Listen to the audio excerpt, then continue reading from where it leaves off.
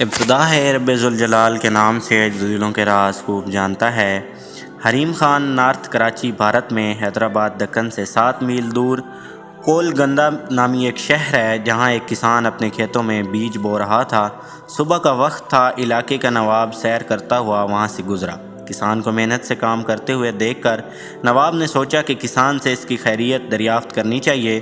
وہ گھوڑے سے اترا اور کھیت کے کنارے پہنچ کر کسان سے پوچھا، کیوں بھائی، کھیتی باڑی میں تم اس قدر محنت کرتے ہو، کتنا کچھ کما لیتے ہو، کچھ فائدہ بھی ہوتا ہے یا نہیں؟ کسان نے سر اٹھایا اور نواب سے کہا، فائدہ کیا جناب، فصل کٹنے کے بعد اس کے 4 حصے کر لیتا ہوں۔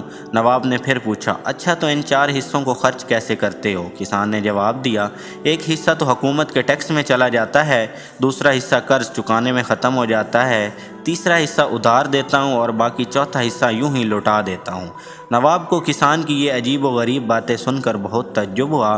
حیرت سے پوچھا، تمہاری باتیں میری سمجھ میں نہیں آئیں، صاف صاف بتاؤ، تم قرض چکاتے بھی ہو، دیتے بھی ہو، ایسا کون سا قرض ہے جو ہر فصل پر ادا کرتے ہو اور پھر بھی ختم نہیں ہوتا، اور وہ کون سا ہے جسے تم ہمیشہ قرض دیتے ہو اور پھر بھی چوتھائی رقم تم یوں ہی اڑا دیتے ہو؟ کسان نے جواب دیا، جناب عالی، بات دراصل یہ ہے کہ میرے والد نے ایک ساہوکار سے رقم ادھار لی تھی۔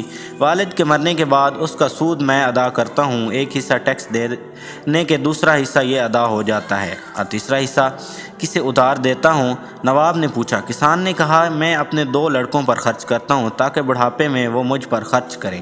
نواب نے پوچھا، اور یہ ایک حصہ فضول کیوں اڑاتے ہو؟ کسان نے کہا، میری ایک لڑکی بھی ہے، آپ کو پتہ ہے کہ آج کل جہیز کے بنا شادی نہیں ہوتی اور جہیز ایک فضول رسم ہے۔ چوتھا حصہ اس کے جہیز کے لیے رکھتا ہوں، میری نظر میں یہ رقم لوٹانا ہی ہوا۔ نواب اس کی مدلل گفتگو سے بہت متاثر ہوا اور ایک بڑی رقم اسے انعام کے طور پر دے کر رخصت ہو گیا۔